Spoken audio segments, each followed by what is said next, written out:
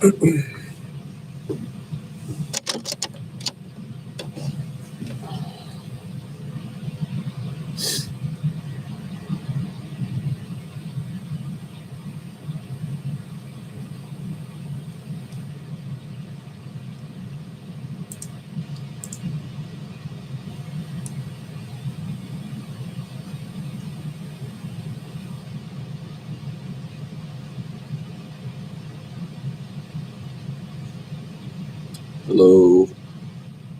We'll get started in just a couple minutes here. Still waiting on folks to sign in and get into YouTube.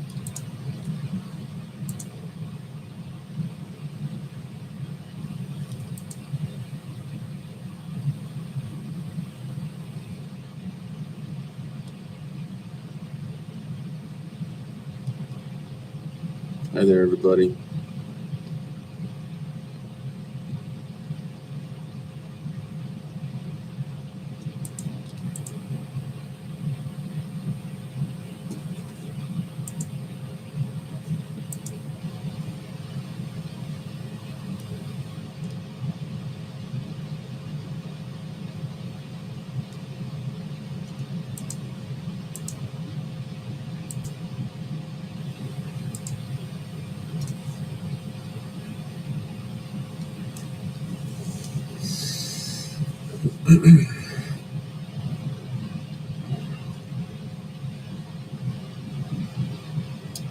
So far, it looks like we got about 10, 12 people in here.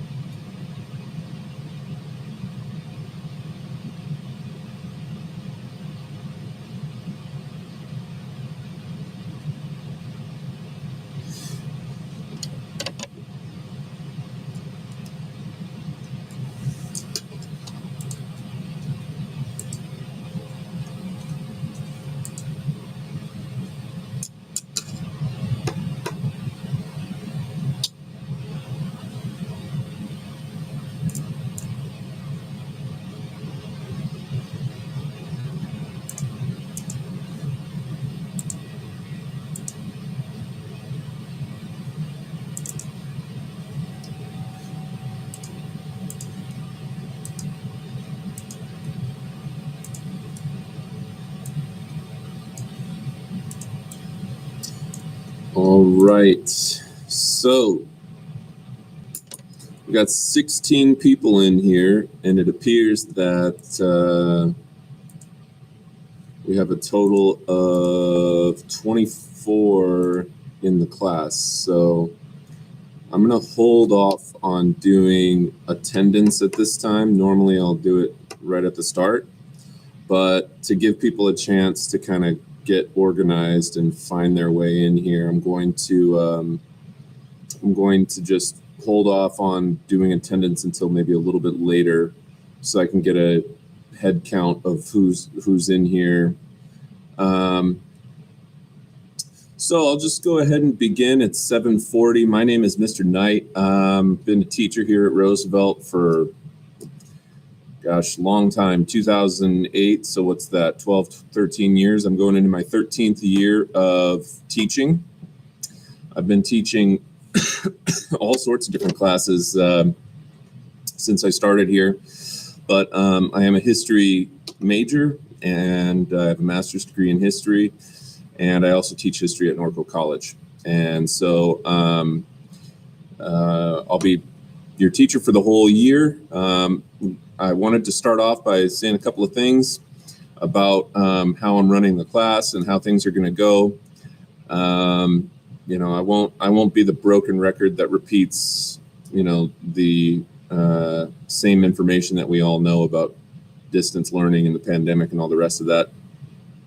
Instead, I'd like to tell you a little bit about why I'm doing things the way that I'm doing them and why they might be a little bit different from some of your other teachers.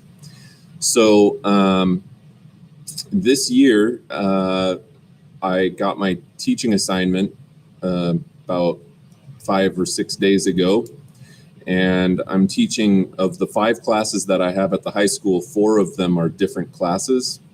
And then I also teach 3 classes at Norco College, and 2 of those are also different. So I have 6 different classes that I'm preparing for on any given week, and 8 different classes that I'm teaching. And this is, as you can imagine, it's a lot of work. Norco College doesn't give me an option about the digital classroom platform that I have to use. I'm mandated to use Canvas through Norco College. And so I know a lot of teachers have been doing Google Classroom, and I don't have anything against that, but to keep my extremely complex schedule more organized, I've chose to use Canvas for a few different reasons. Number one, it automatically populates you into the class. There's no class codes or any crazy stuff like that we have to worry about. If you're registered in world history in my class, you should be in Canvas and should have no problem accessing the material. So that's an ease of access thing.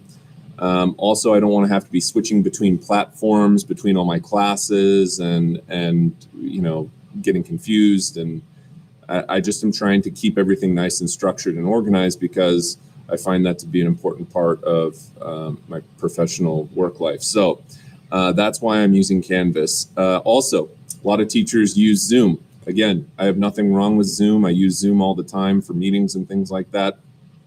But when it comes down to teaching history to 10th graders, there's a number of liabilities that I don't want to have to deal with surrounding, students being kids and putting up dumb backgrounds, saying stupid things, interrupting me, whatever else.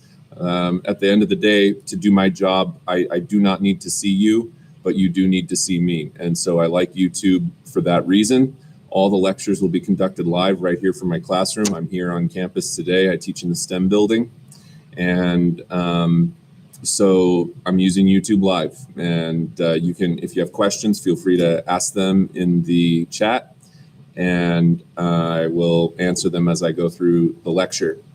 Also, the thing with YouTube Live is that I don't have to do any editing or anything like that. It will just automatically save the video. If you happen to miss the YouTube lecture, obviously you can just go back onto Canvas. The link doesn't change. It will stay up there. You can look at it, stop it, pause it, rewind it, fast forward it, do whatever you need to do in order to catch up if you happen to miss one of the lectures. Now, that being said, now you're not graded on attendance. I am required to take attendance, but you're not graded on attending the class. However, you will be graded on things that we do, academic things that we do sometimes during the live lectures. So if you're not there for those things, then you're not going to be able to do them, and you will miss out on points in that way. So it is important to show up for the live lectures, just for the sake of making sure that you're doing what you need to do as a student. So that gives you a little background on why I'm doing things a little bit differently. I don't mean it to be an inconvenience or anything. Mostly it's just that I have to be very particular about how I conduct my business, and stay organized and structured in order to be able to do my job. So at this time, what I would like you folks to do, we've got 21 folks in here. There may be a couple that end up trickling in here in the next few minutes, but at this time, what I'd like you all to do is sometimes for your YouTube name, people have different YouTube names than their actual names. So if you have a name for your YouTube account that isn't your name, and I wouldn't be able to tell who you were, make sure that you tell me what your name is. You can just type it right in there. And then also what I'd like you to do is, just for the sake of getting some interaction here, normally in class, I'd go around as I take attendance and ask you to say something about yourself that, is interesting, unique, something that you love, something that you hate, something that you do, something, whatever, favorite stuff, whatever you want to tell me, something about you. And what I'd like you guys, I'm not going to go one by one. You guys can just all respond at once. And like I said, if your name isn't your name, then make sure you let me know what your name is, because I'm going to be using this to take attendance. So take a minute, think of something. I'm on a little bit of a delay here, just to let you know. Thank you for that, Gareth. Just like Gareth did there, all you got to do is tell me what your name is. As you can see, his doesn't match his real name. So yeah, thank you so much for doing that. And then, yeah, take a minute, everybody respond. It doesn't have to be in any particular order, and just say something that you like, or something that something about you. It doesn't even have to be something that you like, something that you did, cool memory, whatever it is, anything that you want to share. And again, yeah, thank you all. Brendan, Keegan, appreciate that so much. Thank you for that. Yeah, take a minute, respond. I'm on a little bit of a delay here. So the things that I say are a little bit delayed from you, so I'll give you a couple minutes to do that, or at least a minute.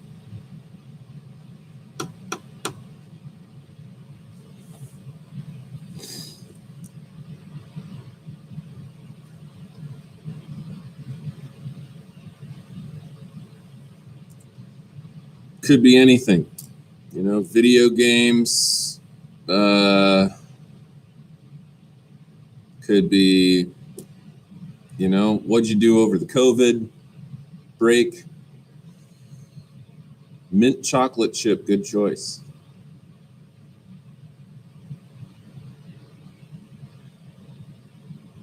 Ooh, built a PC, nice. Tell me the stats.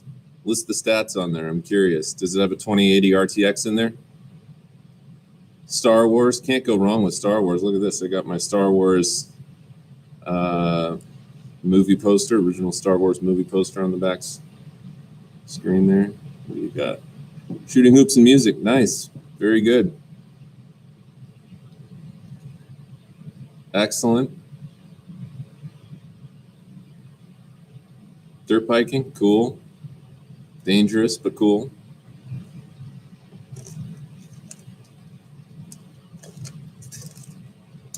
Good choice, man. Nice. 2070 Super, excellent. Nice stats. Lowrider bike broke down on the highway. Is that a real story, or are you just saying that? Cars and trucks, all-star cheer. That's cool. Favorite car or anything like that? Instrumental music. Isabella Lee, I make instrumental music. How about that? But it's all synthesizers. And it's like retro 80s synthesizer. Video games, spend some time outside. Excellent. Important to get outside, isn't it? During this whole COVID thing, you want to get outside and walk around, have a picnic, walk the dog, things like that. Nice. Excellent. Tay Group, your favorite sport is basketball. Excellent.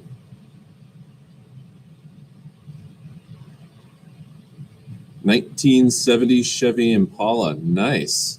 Good choice. I sold it, but I used to have for years, I had a 1968 Chevelle. Managed to finish the Star Wars trilogy, played games to my Phil. Excellent. To your Phil. That's a great way of saying it. Passed my classes I had in the summer with a B. Nice job. Excellent. Glad to hear it. Got a job. Kevin Wong got a job. Aren't you too young to get a job in California? Kevin, I remember you from last year, man, during the CERT project. What job did you get, Kevin?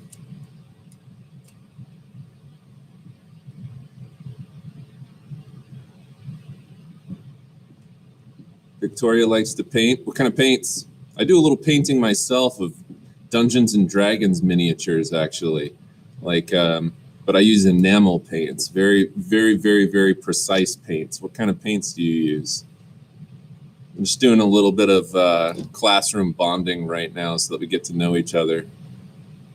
Boss assistant. Boss assistant. Well, you got to start off as the boss assistant before you become the boss, I suppose. Isn't that right? Something like that. That's radical, guys. Well, thank you so much. You guys, a lot of really cool responses here. Lots of eclectic interests from all of you. I made the word monkey an inside joke to my friends. Okay, that's cool. Acrylic paints. All right. All right. Nice. Excellent. Well, guys, it's great to have a chance to get to know you all a little bit. Obviously, it's a little bit different than in a classroom setting. I don't get to see your faces. I have a bunch of, you can't see them from the camera perspective, but I have just a bunch of chairs on my desks all across the classroom. Old movies, play games, planning on getting PC parts. Nice. Building PCs is one of the most fun things you can do. A new law instating that 14-year-olds are allowed to get a job, although it's hard to get one. Interesting. When I was so I grew up in Minneapolis, Minnesota. I got my first job at 14 years old at McDonald's. I was a crew worker at McDonald's. They gave me all the janitorial work and stuff like that. So I would show up every day at McDonald's at 6 a.m. and clean everything and restock the freezers, and terrible, terrible job. But everybody's got to start somewhere, right? Cool. All right.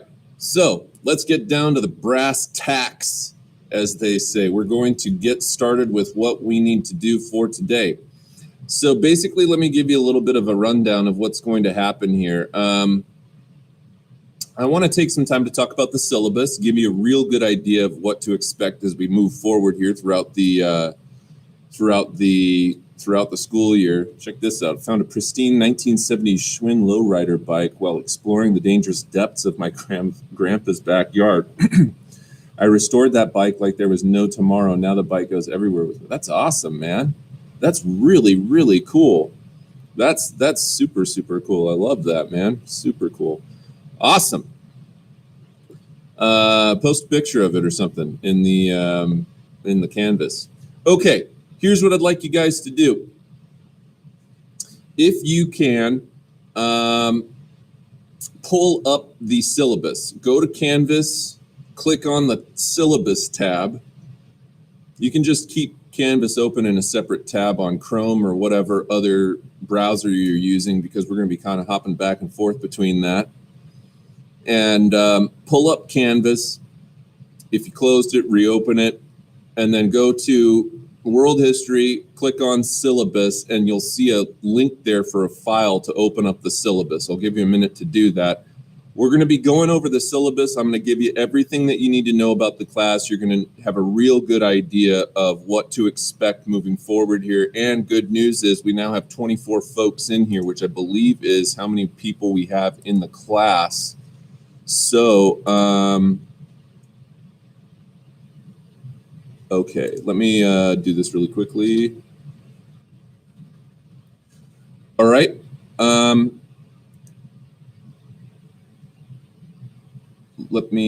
just responding to a couple of people here on email who are new additions to the class. So I've got some kids who are coming in that their schedules have still been up in the air. People are changing schedules and stuff like that. So I'm just making sure that everybody has a chance to see what's going on here. So the syllabus. All right. I'm going to give you a real good idea of what to expect for the whole class here. And as you open up that syllabus, which hopefully you have open now. Now, if you don't have it open in front of you, or you just got added to the class, don't worry about it. I'll send you the info. The thing with Canvas is it takes like a day to update. So if you just got added to the class, you may not populate in the class until the next day, but you don't need any sort of special add codes or anything like that. It'll automatically add you to the class, but it just doesn't happen right away. The system has to like recycle and then add you into the class, but it'll do it automatically. You just have to give it a little bit of time, and then when that happens, you'll be able to log in and do everything else that that you should be able to do. So as you pull up that syllabus, if you don't have it up in front of you, don't panic, because I'm going to be basically talking out loud about the syllabus. You'll have a really good idea of what to expect.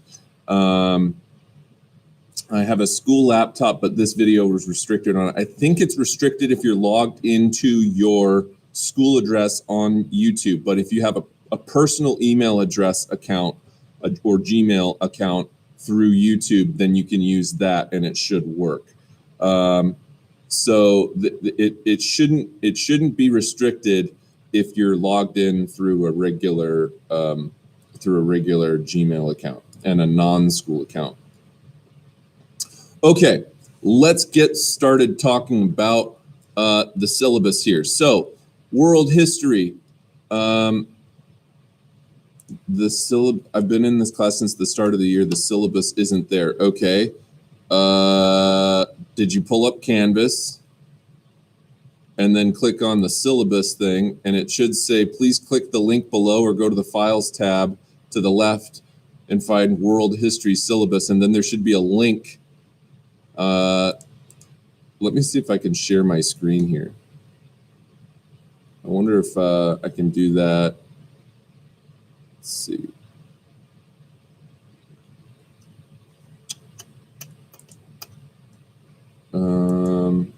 It's in Files. Okay, good. Very good. All right. So, my name is Mr. Knight. I have my YouTube channel link put right into the syllabus there, so that if you like, you can subscribe to it. It will let you know when I start up a live lecture. We're going to be doing lectures every time right at the scheduled school year time, right? The bell schedule time. So 7:40 on, what is it, even days, okay? And you're going to use Canvas. And then also, a couple of things about that.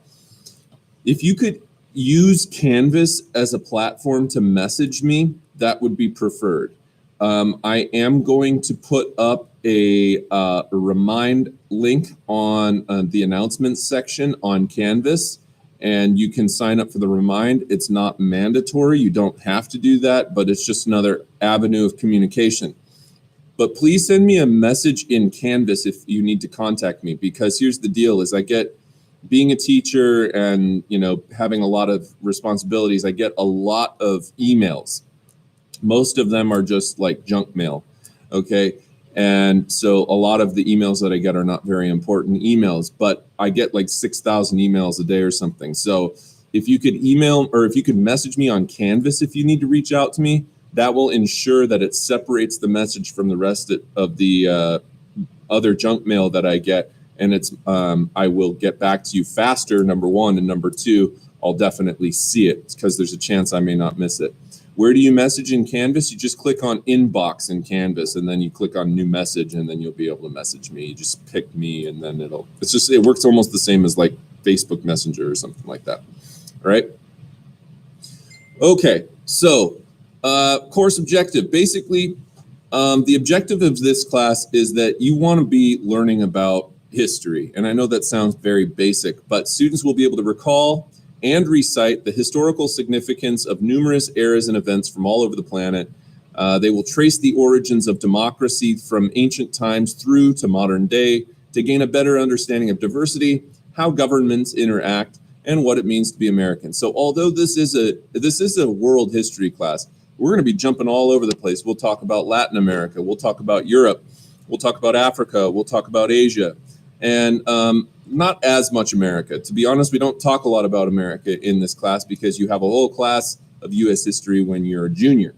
But the idea here is to give you some context about different developments across the globe and how governments have developed over time and how democracy has basically emerged as a Western form of governance after it disappeared for a really, really long time. So The thing about history, especially in our modern times in 2020, I think history is a really underrated class. Now, I recognize that I'm a STEM teacher, okay? And there is no H in STEM, otherwise it'd have to be STEM. And as much as I lobbied for that H to be put into the acronym, they didn't go for it. So we are in the STEM building, not the STEM building.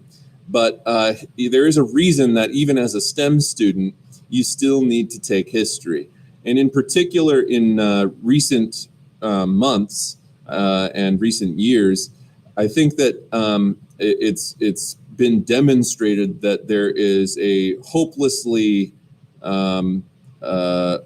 sad level of historical understanding in the United States. I think that Americans' appreciation and understanding of history is pretty limited. And I think that history kind of gets written down as this class that no one really wants to take, and it's not that important because we don't live in history, we live in modern times and so on. But the reason that the state of California mandates that you still have to take this class is because, as it turns out, maybe if people knew a little bit more about history, we could perhaps circumvent several problems that have arisen in recent times. And so, I think that history is underappreciated as a subject. And contrary to popular belief, to be honest with you, being a good historian requires that you are also a scientific thinker, because history is about creating arguments. And the arguments that you create in a historical context are based on evidence, okay? The same way that a scientific experiment is based on evidence, so is a historical argument. And to become a good history thinker requires that you think, okay, that you're a thinker. Hey man, I agree with you. I love history. That's why I became a teacher of it. But it's not everybody's favorite class. I run into folks all the time, not really anymore because COVID quarantine, but like I used to run into folks all the time, and they would, they ask me, what do you do? And I say, I'm a teacher. Oh, what do you teach? I teach history. And I get one of two responses. Oh my gosh, I hated history. My teacher was 1,000 years old. It was so boring. I was so bad at it. Da, da, da, da, da. Or I get the response of like, I loved history. I had an amazing history teacher. Da, da, da, da, da. And I really hope that the students that take my class are of the latter group.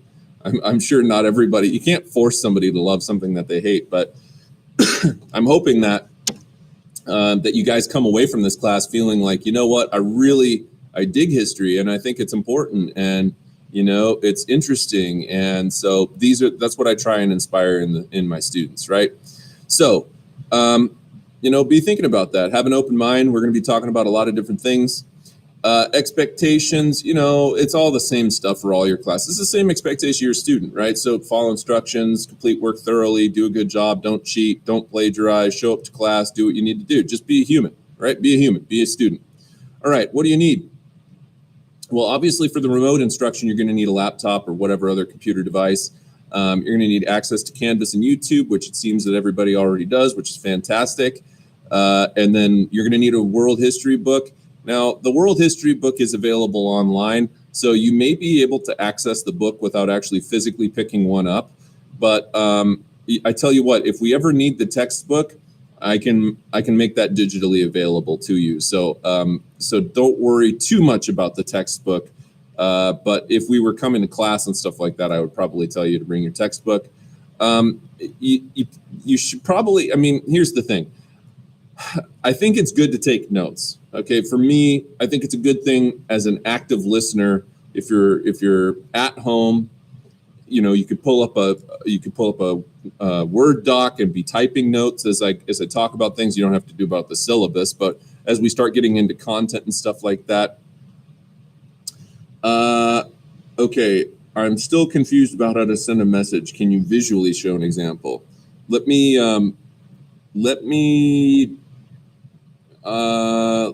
Yes, I think I can. I can't. Here's the thing. if I was at my computer at home, I have different things that I use at home to broadcast lectures.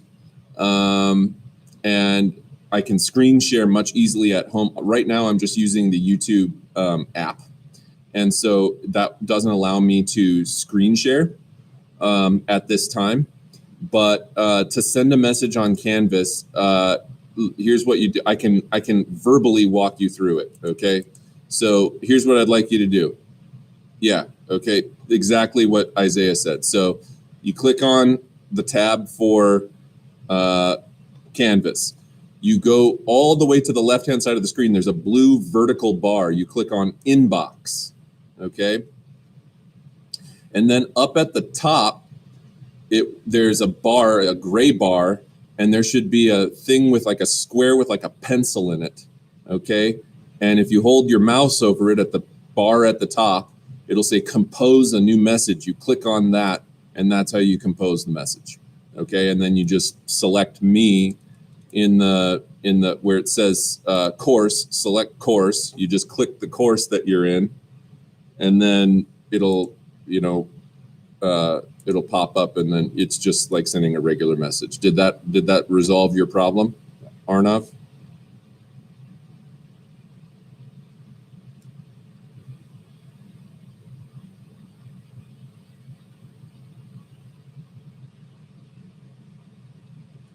Let me know if that worked for you. Okay, good, cool. Let's move forward.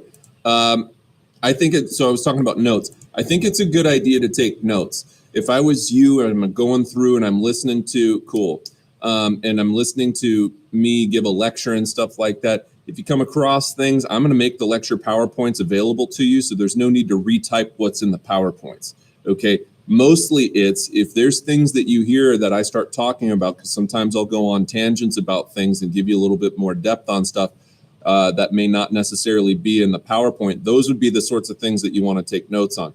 Now, whether you do notes by writing them physically in a notebook or typing them on your screen on a Word doc or whatever makes no difference to me. But I think that it's a good practice for students to take notes because it's an active listening thing. And also your brain can only remember so much stuff from a lecture, right? So sometimes it's good to type things out, but I'll try and make sure that you guys are provided with all of the PowerPoints and other materials that we're using in the class, and you'll be able to go back and access them at any time. Okay, course outline. Let's talk a little bit about how this is going to go. I run a pretty tight ship. My class is predictable. I don't like doing a bunch of frilly stuff that's weird and confusing, okay? I don't like confusing students. I like to keep my class as straightforward as possible. I like to keep things organized. I like to keep things structured. I like to keep it predictable. Okay, so let me tell you what you can expect to predict as we go throughout the rest of the semester here, all right? Every unit roughly follows about the same pattern. We'll have PowerPoint notes, okay, where I will supply you with a PowerPoint. I'm going to figure out how to screen share because I'm going to set up my work computer to do all the same stuff that my home computer can do. And then you'll have, so those will be available to you on Canvas. There will be video lectures right here on YouTube Live. All of the lectures will be conducted live. You're going to get essentially like a handful of assignments every unit. And the assignments will be basically given each day. So today we're going to start off with me assigning you your first thing, and you'll be able to get that done by Friday, and that'll be your first assignment. All right. And then you'll have, usually if we were in class, I usually do like a small group assignment. And that's dumb. And I do a small group assignment. Okay.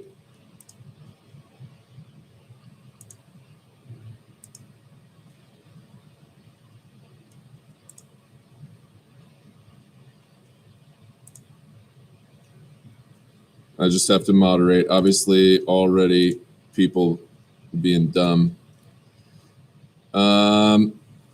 So stupid. All right, here we go. So if we were coming to school, you would have a group assignment, right? You have a small group assignment. and you work together in a small group, and sometimes I have you do presentations and stuff. But because we're doing this whole remote learning thing, there's not obviously going to be any group work, and then there will be an exam. All right. So every unit, basically, you're going to follow. You're going to realize as soon as we get into like the second, third unit of the class, you're going to realize it's a pretty predictable schedule. There's no aces up the sleeve. I'm not trying to trick you. I'm not trying to confuse you. Everything's going to be nice and clear. We'll get into a nice, predictable routine, and the class will be very, very manageable for you. So moving forward in the syllabus here, if you're following along, great. Unit 1, Developing Democracy. Unit 2, Reformation and Enlightenment. So we basically start, you know what, let me give you a little bit of background here. Our first unit here is talking about the earliest forms of democracy in human history. Now, democracy is simply a form of government. We're going to get all into that in a little bit here. But democracy fell out of favor as a government that was used for a long time. And so as a result of that, really, we don't see democracy anywhere on the globe used for about 1,000 years or more. And it's not until the development of the United States in the late 1700s where they establish a republic. It's the first republic that has existed since the Roman Empire. And so we're going to be talking about the earliest forms of democracy going back to ancient Greece, ancient Rome, in the BC era. In other words, before Jesus, right? The Unit 1 goes way far back, but it's really just for establishing an understanding of government and democracy. We're not going to get into a ton of detail about ancient Roman history, Roman wars, Greek wars, stuff like that. We don't really cover that side of things. We're talking more about Western European idealism, democracy, the establishment of the Judeo-Christian religious traditions. Okay, we talk about Islam. We talk about we talk about philosophy. We talk a little bit about the ancient Greek philosophers, and so yeah, that's pretty much the first unit there. And then really we jump forward quite a far distance in history, and we jump all the way up to the 1500s. So we're basically going to be talking about 500 BC to around 200 AD, and then then we're going to jump all the way up 1,300 years to the 1500s. Okay, and so Unit 2 jumps us all the way up to what's called the Reformation. You may have heard of a guy named Martin Luther before. Nailed the 95 Theses onto the door of Wittenberg Cathedral in Saxony. And then we talk about the French Revolution, which was crazy. We talk about the Industrial Revolution, which brings us up to the early 1800s. Then we get into Unit 5, which is imperialism. That's talking about how Europe one day woke up, had a hot cup of coffee, realized it hated the rest of the planet, and started going and trying to take all these other places over economically. And then we talk about World War I, the Russian Revolution, the interwar years, which is the period between World War I and World War II. There's a lot that happens in that period of time. We talk about World War II, the Cold War, and the Vietnam War, and the Korean War. And then we get into more recent global affairs that have happened within the last 20 or 30 years or so. Okay, so that basically breaks down the entire year for you. It's a class that reads kind of like a good book. The beginning of the book starts off a little bit slow, but it definitely picks up as the year goes on. And as we get into World War I, World War II, that's the stuff that's really, really, really fun. So I'm excited to talk about that. Didn't the French Revolution? Why, yes, it did happen because of bread. Only partly the reason because of bread. But yeah, the peasants were starving. There was a huge grain crisis. We're going to talk all about that. I won't spoil the surprise, but yeah, it happened because of bread. Yeah. In fact, a lot of revolutions happened because of bread, because the peasants the staple of the peasant diet is bread. And once the grain, if there's famines where they can't produce grain or the price of bread rises higher than they can afford, then people freak out because it's like, they're starving. So yeah, great. Good comment. All right, moving on. The grading scale here. Check this grading scale out. It's slightly different than some. Notice there, 89.5. 89.5 gets you the A in this class. If you have a 89.4999998999799, you get a B+. But if you have an 89.5, you're good to go. So I have the bump, if you will, in your grade built right into the grading scale. All right, so at the end of the semester, don't be sending me any emails. Hey, Mr. Knight, can you bump my grade?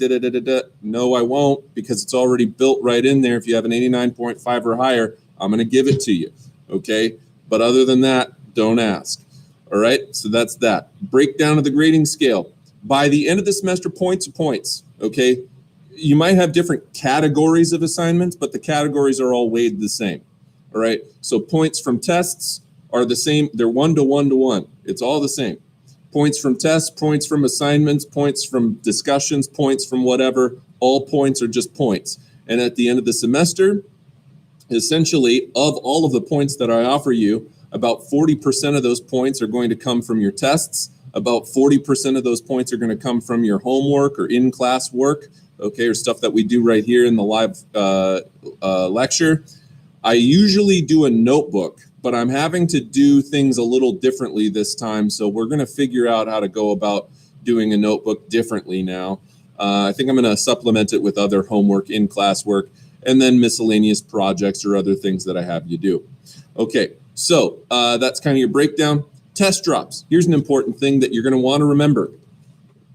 All right, at the end of the semester, okay, at the end of the semester, one of the following two principles must apply to you to receive a test drop. Never absent or never tardy. Here's the thing. Obviously, this syllabus is designed for if we're in class together, all right? So test drops are going to work a little bit differently this time, okay? I'm gonna come up with a new policy for test drops, but basically what it's gonna be is something to do with, I'm gonna have these like online quizzes that we do, and you have to maintain, you have to get them done on time in order for the thing to drop, basically. Okay, and it's only going to drop your lowest one. So we're going to have some online assignments, essentially quizzes, all right? As long as you're doing those quizzes and you have all of the quizzes completed and you've completed them on time, what will happen is the lowest quiz will drop. In other words, of all of the quizzes that we take, the lowest one will drop, all right, by the end of the semester. But it only drops at the end of the semester. It's not going to drop midway through the semester, okay, because I have to wait until we've done all of them to see what the lowest one is. So I will tell you more about that as we go through. But as we do these online quizzes and we move throughout the semester, as long as you've done all of them on time, the lowest one will drop. And that's how we're going to handle that. But if that doesn't make sense right now, don't panic too much about it, because it's really not on you, it's on me. Just make sure that you're doing what you need to do to get stuff done on time. Okay, moving on, late work. Okay, here's the deal with late work, all right, and how we're going to handle late work. Please keep in mind that I have a very complicated schedule, right? And when I grade assignments, I go through and I'm on the same class, I'm on the same assignment. If you're constantly handing in late work, I have to go back and search through stuff. I have to find you. I have to pull up the right class on cue. It's all disorganized and it adds a bunch of work. All right. The more stuff that you're handing in late, the more work you are putting onto my plate, which is already full with a bunch of other priorities than dealing with your late work. So please understand that it would help me greatly if you just did not have any late work. That would be the ideal scenario. Just hand things in on time. The way that handing stuff in on Canvas is going to go is like this. Basically, when you look at any assignment on Canvas, you're going to see 2 dates on there. Okay, you're going to see 2 dates on there. You're going to see a due date. That's the important one. That's the one that you want to hand it in by, is the due date, D-U-E, the due date. Okay, There will also be a close date, or like an available until date, okay? The close date is the late date, okay? So in other words, it will usually be about 1 week after the due date is. So if the due date was today, the close date wouldn't be until next Wednesday.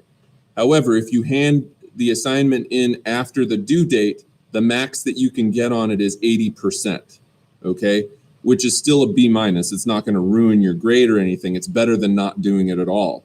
However, if you miss the available until date or the close date, and the assignment closes and it doesn't let you submit it anymore, it goes in as a 0 in the grade book. You had a week to do it, not my problem anymore. It goes in as a 0, okay? So if that assignment closes, I can tell you right now it is not going to reopen, and that's to keep things fair for everyone. I don't want to be making exceptions for some people and not for others and Across the board, has to keep the class equitable and fair to everybody that's in it. So that close date hits, that assignment closes, it's not going to open up back again. So you can't, you're not going to be able to submit that assignment and get any credit for it. So make sure that you're handing your stuff in on time. And if you're not on time, make sure you at least hand it in before the week after it is due. All right, so that's how late work is going to go. A little bit about myself. I've been living in California since about 2007. All right. I grew up, though, in Minneapolis, Minnesota. I went to my undergraduate at the University of Wisconsin in River Falls, which is like a regional school. It's kind of like the equivalent of like a Cal State San Marcos or something like that. All right. I graduated in December of 2006. I immediately moved to California afterwards because I was sick of the winters. I got my teaching credential at Cal State Fullerton. I started teaching here at ERHS in August of 2008. I got my master's degree at Cal State Fullerton just a few years back in 2016. And I also teach AP European History, AP Seminar. My lights just turned off. Oh dear, I got to turn my lights back on here. Come on, folks. Let's do this. Really? All right. Otherwise, I'll be sitting here in the dark. All right. So, I teach AP Euro, AP Seminar, AP Research, and 3 classes at Norco College. I'm a busy man with a lot of responsibility to juggle. And then, like I said, best contact, message me on Canvas, which we just went over doing. My email is listed there in case you want it anyway. Things not to do upon returning to class: don't arrive late. I mark tardies every time. Don't sit in a seat that's not assigned to you. All this stuff is just like, be a human being. Don't be a dope. Okay, so don't cheat, don't copy, don't plagiarize, don't be disrespectful or rude. All of this stuff is just knuckleheaded, boneheaded stuff that I shouldn't have to tell you because you're in 10th grade. You know better. Okay, Canvas. Because of my Norco College commitments, I'm mandated to use Canvas. I talked to you about that. You must use Canvas in order to be successful in the class, so you're going to be using it the whole thing. And right there, normally I would have you like detach and sign that. Don't worry about that student name, parent signature thing. I'm not going to do that because there's no way of submitting it. So, but that goes over the entire syllabus for you. All right. At this time, I'm going to take a pause. Anyone have any questions about stuff that I've covered up to this point? Go ahead and throw them in the chat.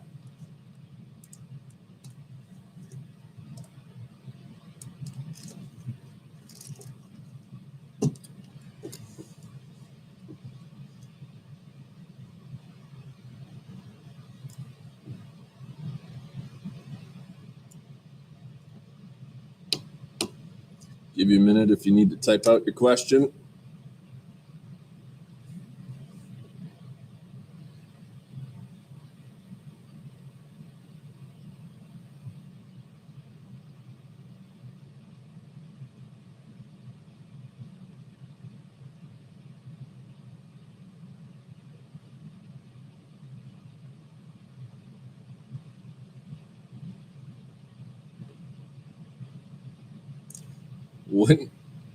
Wouldn't nobody need a government if everyone could think for themselves?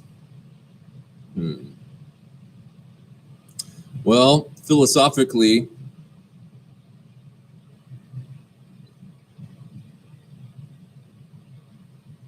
Out of curiosity, what happens to those 5 extra? I'll figure something else out for you. Neil, you'll have to talk to your counselor on that one. I don't mind, but it's all dependent on whether your counselor will do it for you. The 5 extra credit signature points, don't worry about that. There'll be other opportunities. I'm not, it's nothing to be concerned about. I haven't taken attendance yet, but thank you for saying something, Jillian. And then Arnav, to answer your question, philosophically, I think that everybody to some extent does think for themselves, right? We're talking about individualism, right? And individualism is very much in the eye of the individual. So the reason that we have governments is because the question is, to what extent should we organize individuals? And go ahead, throw it in there as long as it's appropriate. Don't say something dumb. And so what I would say to your question, Arnav, is this. Here's the thing. The governments help to organize people in an area, right? I'm going to take attendance based on people responding to the questions that I put earlier and making sure that I know who they are in the chat. So if you want to type your name so that I know who you are, I will make sure that you're marked down that you attended, okay? If everybody thought for themselves, you could have folks that would think that, looting and murdering and other things like that are okay, right? Because they lack some sort of conscience. Oh my gosh, that's so horrible. Don't say that. That's not funny. That's so bad. That's so bad. And no, it's not illegal to have fat people in Japan. Now, okay, so okay. The thing about laws and governments, Arnav, is that there's to have a functioning society where people are able to like you want a society that is pro-social, that helps, a society that is committed to working with one another, right?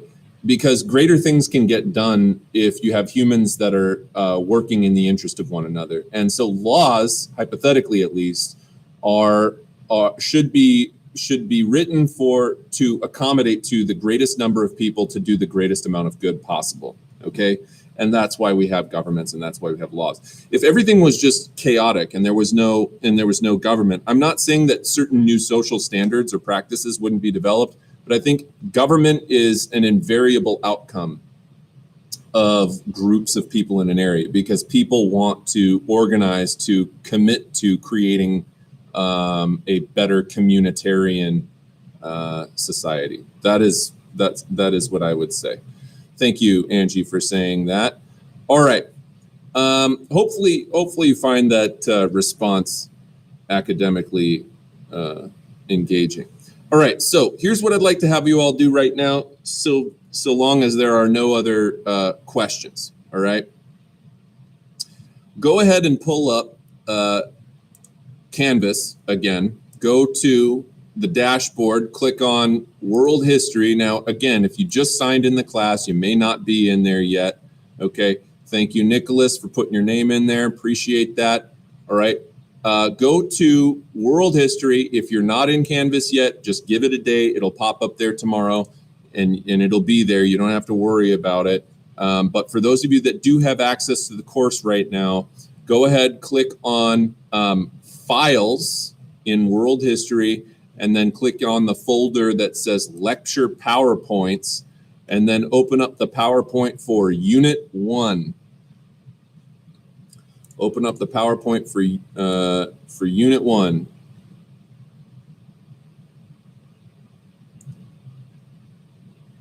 Are we not a company? I learned from reading that we as people, when called into court, are called in as a rep for a fake company.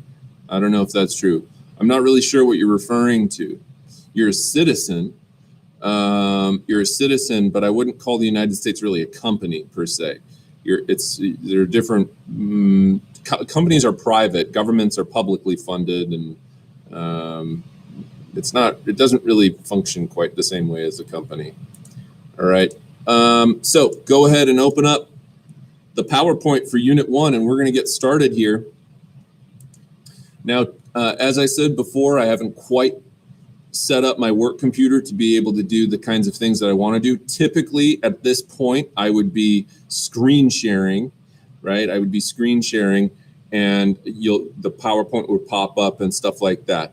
But right now, I don't have that capability because I'm just using the app right now on my school device. But however, the PowerPoint is available to you, and I will tell you what slide we're on as we go through this here.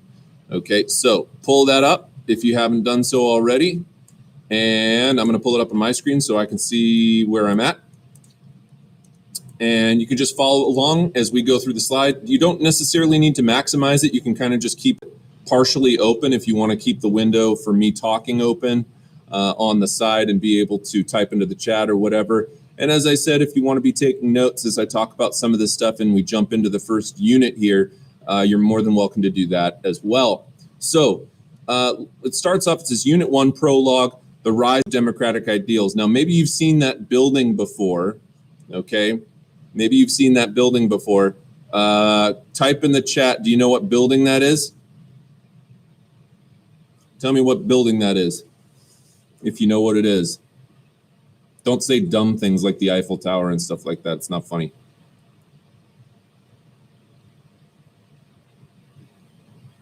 What building is that and where is it?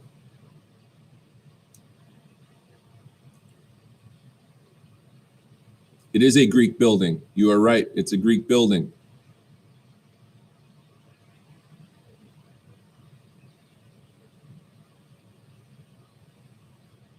Anyone know what the name of that building is or where in Greece it is?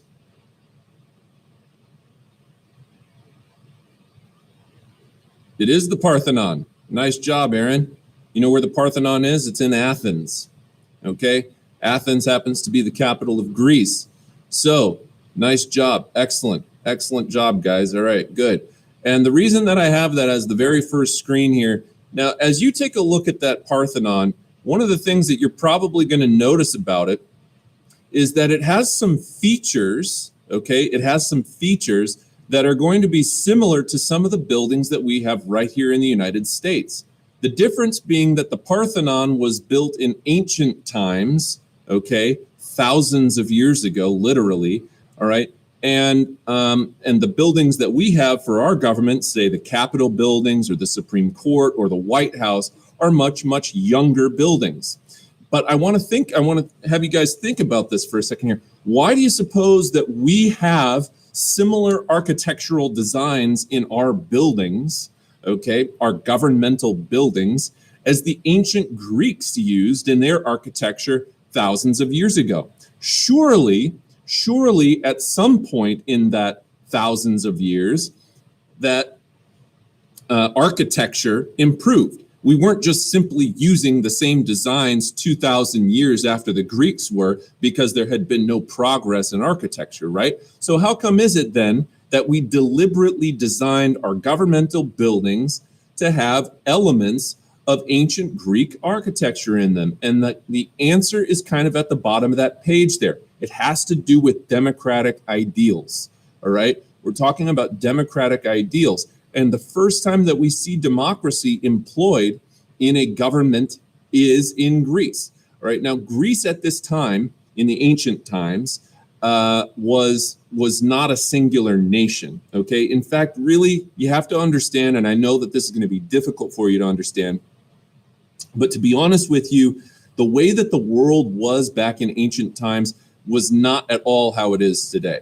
All right, we didn't even conceptualize of nation states really back in those days. Instead, we had things like city states. Okay, so you had more regional identification. So Greece wasn't really a country back in that time because countries didn't really exist back then. It was more regional. All right, but Athens does exist at that time as a city state, and Athens in particular was a port city. And because Athens was a port city, they were really adept at trade. They had a very, very well-developed navy for their time, meaning ships and stuff like that. And Athens was really known as being a cultural center. Okay, so Greece had this cultural, this very kind of cultural cornucopia going on, because not all Greek city-states had the same culture. And Athens was the city-state that developed democracy first. Now, there were other Greek city-states like Sparta. Perhaps you've heard of the movie 300 from years back. Okay, and the guy says this is Sparta and kicks the dude into the pit. Okay, that is not democracy. That was like a militaristic society that was like almost like it was basically like if your government was a military, all right? But the reason that we incorporate these designs into our own architecture is because we utilize some of the same democratic ideals, not exactly the same, but some of the same democratic ideals that the Greeks did. And so we were inspired by these ancient forms of democracy, and we decided to pay tribute to the classical architecture of Athens and the ancient Roman Empire into our own architectural designs for governmental buildings. As we move on to the next slide there, that's a map, and it shows you where Athens is in Greece.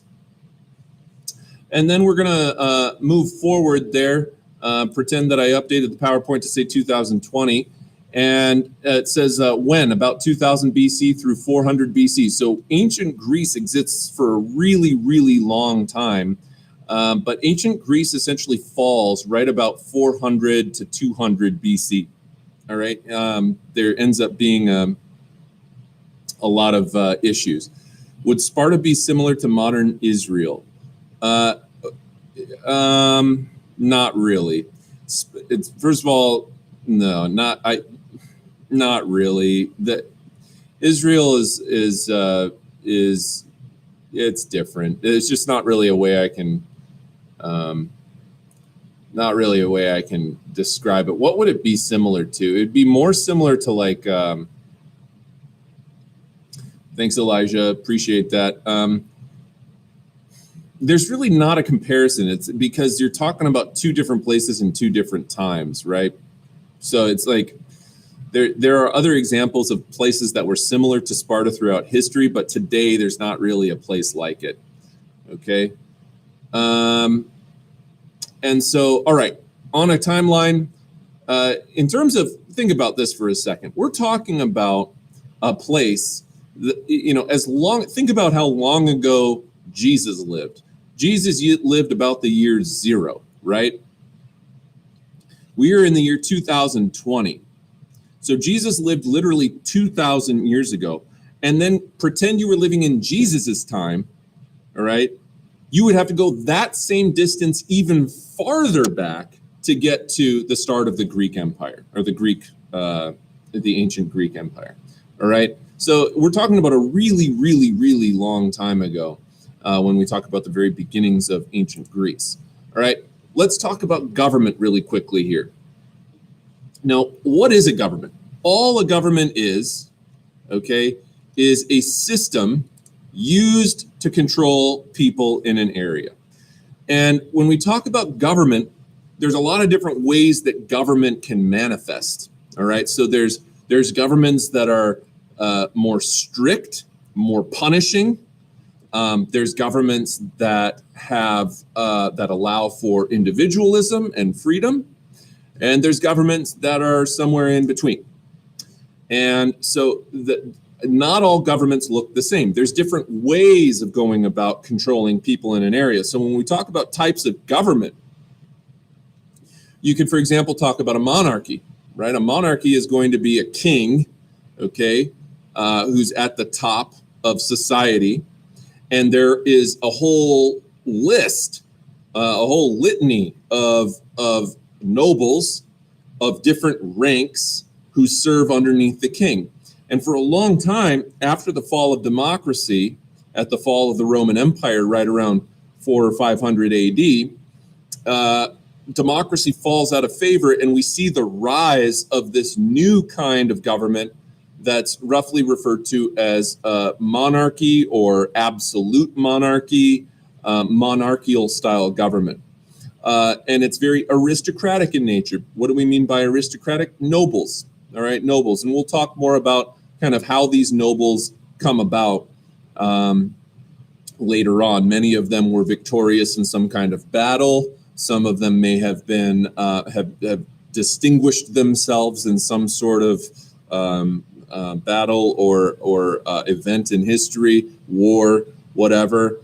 Some of them may have been really, really wealthy and acquired their noble status that way. Nobles kind of can come from different things, but there's tons of different, there's tons of different noble titles. Thank you for that comment there.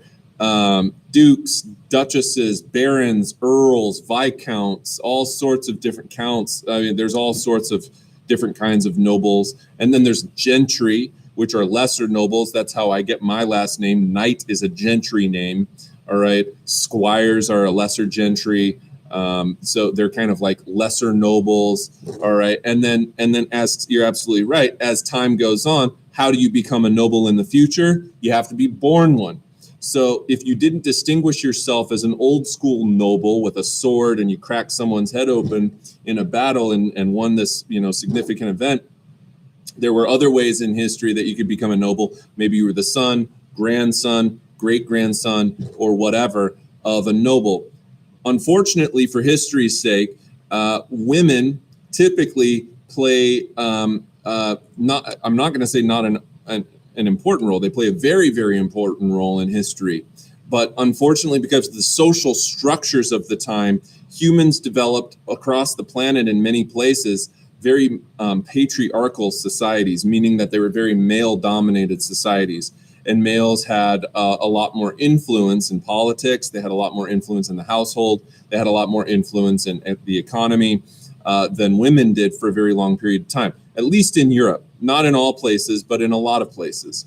All right. And so there were some other societies across the globe that were a little more matriarchal in their existence, where women would carry on kinship names and stuff like that. But generally speaking, in Europe, we're going to talk about a very patriarchal society.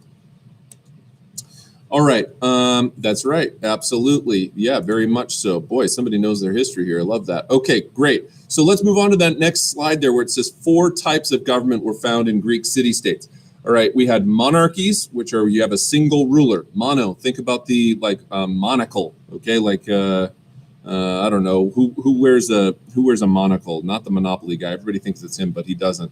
But Monopoly is another actually one too.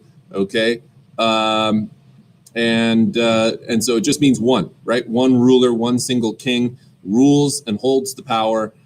You also have aristocracy. All right, now aristocracy is how you say that. Okay, I know it looks like aristocracy. Okay, but it's aristocracy. Okay, the emphasis of the syllable is on aristocracy. Okay, all right. So they were going to be, so your aristocratic people are those nobles that I was telling you about, right? Small group of noble, high-ranking, land-owning families. When we go back in history, even today, all right, to be honest with you, land equals power. All right, land equals power, and if you have a whole lot of land, that meant that you had a whole lot of wealth. They didn't really have money in those days, not in the way that we think of it today, at least. There was coinage and other stuff like that, but they didn't really use paper money, okay? They used precious metals and stuff like that to exchange money. But really, precious metals were pretty difficult to come by, even as a wealthy person. So the best way to get wealth was to have a lot of land. And nobles would inherit their land titles. So the land would be held by the same noble family for generation after generation after generation. And obviously, as that goes on, that family, those noble families, are going to have a whole lot of wealth, and they're going to keep all of that wealth within their family bloodlines. All right, so that's what an aristocracy is when you have a small group of nobles who are basically making all of the local decisions. And then we move on to the next one. That third form of government that you could find back in the olden days was called an oligarchy. And it's not to say that you can't find oligarchies in modern times. Certainly you can. But basically an oligarchy is where you have a very few rich, powerful people who are holding all of the power. This is more having to do with like wealth, all right, rather than inherited titles. Okay, so when we talk about aristocrats, we're really talking about the titles that they inherit. They're a duke, they're an earl, they're a whatever, and those titles stay in their family as time goes on. Oligarchy has to do more with wealth, and it could be familial, but it could be individuals. It's very similar in some ways. Oligarchies and aristocracies are very similar in terms of how they work. Okay? Yeah, exactly. All right. And then finally, democracy. Now, democracy means power through voting, essentially, or power through people. If you ever played the old game God of War, you may know the character Kratos, okay, on PlayStation. Kratos literally translates in Greek to power, and demos translates to people, okay? So demos, Kratos, okay? People, power, meaning that people have the power through typically voting. All right, now here in the United States, you probably know something about democracy, or at least a little something about democracy. All right, people in the United States have power to vote. And the reason that they have power to vote is because if you're a citizen and you show up at the polls, when you vote, you are voting on a representative. That's not really how Greek democracy worked. Greek democracy was on a much smaller scale. And also here in the United States, anyone can vote as long as you're of age, you're a citizen, and it doesn't, anything else doesn't matter. As long as you're of age and you're a citizen, you can vote. Back in the olden days, voting was a privilege that was held only by the most elite in society. It was not a privilege that women held. It was not a privilege that people without land held. You needed to have a certain amount of land, and you needed to be an adult, and all. There were a bunch of restrictions on voting. All right. These days we have very few restrictions on voting. Really, all you have to be is born in the United States. In other words, a citizen, or become a citizen, and then be of the legal age. We used to have a lot more voting qualifications back in the olden days when the United States first got started. But as time went on, those qualifications went away. But think about this for a second. Women have only held the right to vote in the United States for 100 years. Okay, that's not a very long time. So anyhow, oh wow, we got some good questions here. Holy smokes. How do you feel about people who want to abolish democracy? Well, I can't say that I really agree with that. I think that democracy is important, right? I think that the government should serve the people. That's why it's there in the first place. The government isn't there to control the people in a tyrannical way. The government is there to listen to the needs of the people and to make laws that benefit society, not laws that restrict and harm or put society in danger or whatever else. That would be my opinion of it. Do you believe that there should be more restrictions, more voting restrictions? Certainly not. No, I don't. It says on the slide, people hold power, but isn't that an illusion? Because we really have no say in what the government does. E.g., government put us on house arrest. Well, I believe they call it quarantine rather than house arrest, but boy, that's a tricky one. I could really go on and on about that. I could just go on and on about that question. Arnav, that's a thoughtful comment, but I'm not touching that one. Democracy is really twisted. How so? Tell me what you think. I love talking to 10th graders about democracy. This is an interesting perspective because I'm old, so if we really had rights, then wouldn't being forced to wear a mask be against our freedom of speech? Well, you can still talk through your mask.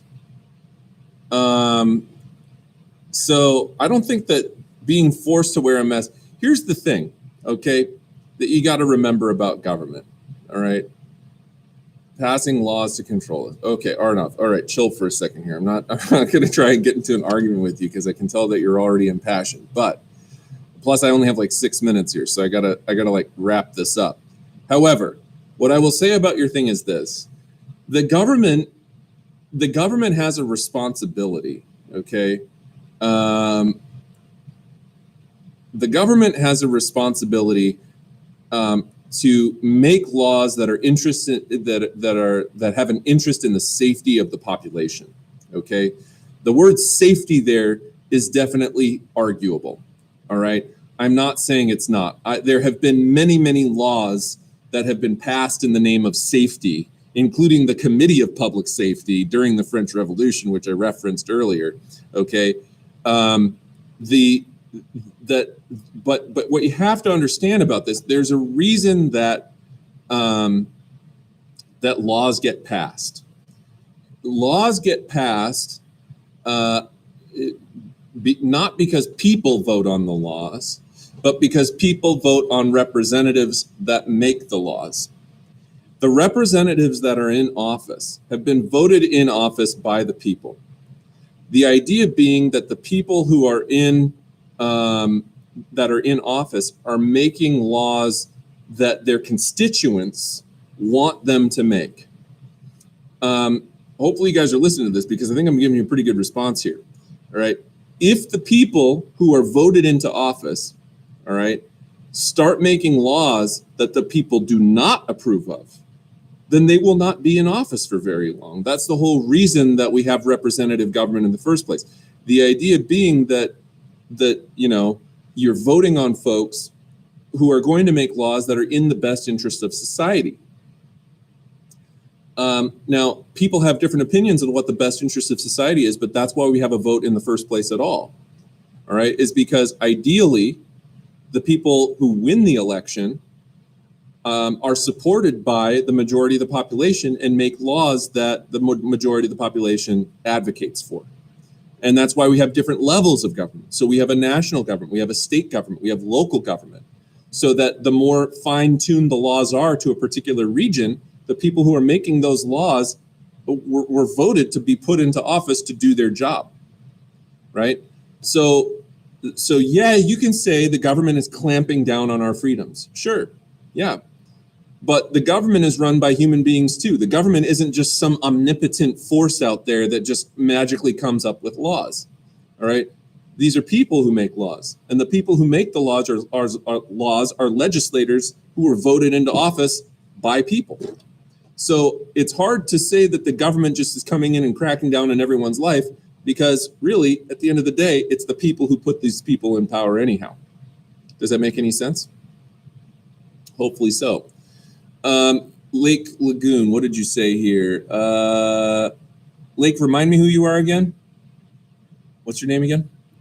I would know it, but it's just not your deal. It says, did you know that the government can take our children because we are registered in their company? When the USA went bankrupt, they made a company and etc. I'm not following that comment 100%. If you're talking about like drafts and stuff like that, yeah, you can be drafted. There isn't a draft going on right now.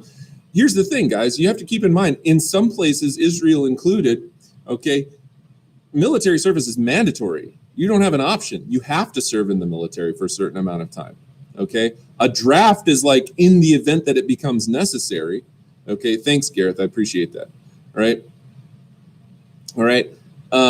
Yeah, you can be forced to be drafted if there's a draft going on, but there is no draft right now. There hasn't been a draft going on for the last 50 years, okay? Because we have a huge military that people want to be a part of. So in the United States, military service isn't compulsory, which to me seems pretty lenient, because there are a lot of countries across the planet where it is compulsory. You do have to serve. You don't have a choice about it, okay? So, well, you have a birth certificate, but birth certificates aren't, again, it's not exclusive to the United States. But I'm running out of time here. So, in the last 2 minutes that I have, all right, but there is a legal why that the U.S. cannot draft us and we have the same rights as a citizen. I don't follow that comment, but I got to move on. And here we go. So here's your assignment, folks. First assignment. I'm going to be putting up a document onto Canvas in a few minutes here. You're going to read this document. There will be a number of questions associated with different sections of this document. And you will then get that document done. You can submit this document one of three ways, okay? You can submit this document one of three ways. Number one, you can just type your answers directly into the boxes available to you on there. If you'd like, you can do that. Number two, you can create a Google Doc and then make sure, and this is the important thing about a Google Doc, make sure that you share it with me. Okay, make sure you share the document with me, because if I can't access it, I can't grade it. So share the doc, and then you can submit a link. That is one other option. Also, if you like, you can pull up a Microsoft Word and type up a Word document, save it as a .doc file or .docx file, and then submit that, okay, and upload a file and submit your assignment that way. All right, so you will see what this is. It's going to talk about various types of governments. All right, there's going to be various questions associated with each section, and you will answer those questions. Have those done by Friday at 7:40 a.m. You will see that the due date is for on Friday, and this will go for today's assignment for the class. So thank you so much for tuning in, folks. I hope that you enjoyed today's live lecture for world history, and we'll see you back here Friday morning. Have a great day.